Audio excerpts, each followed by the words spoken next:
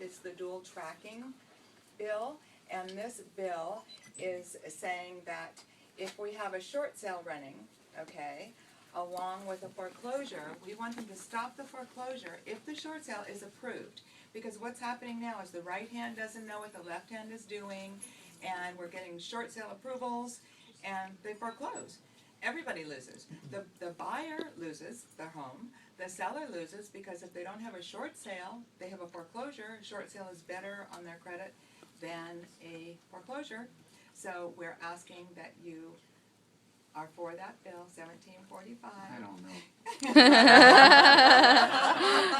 Well, actually, what we forgot to tell you is we don't live here until we have a commitment.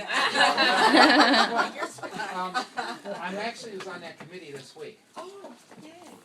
and all I said for me to vote on it, because some of these things, these people don't always think through the unintended consequences. So for me to vote on it, I voted on it to pass committee, but I said, you need a sunset clause, number one. You can't have this bill out there for the rest, because you know the market's gonna improve, and then that'll really screw things up. The other side of the coin is to get these babies through. Yes. It's not always the bank's fault. You got bad borrowers, you got borrowers that wanna shop the loan at 5 different lenders, and you've got bad lenders that take too long.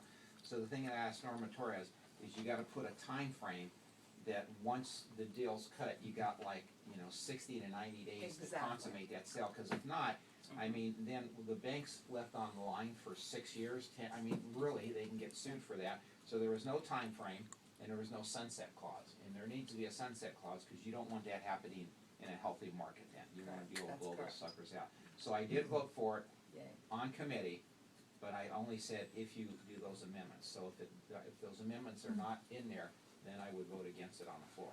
But she nodded her head and said she would do it.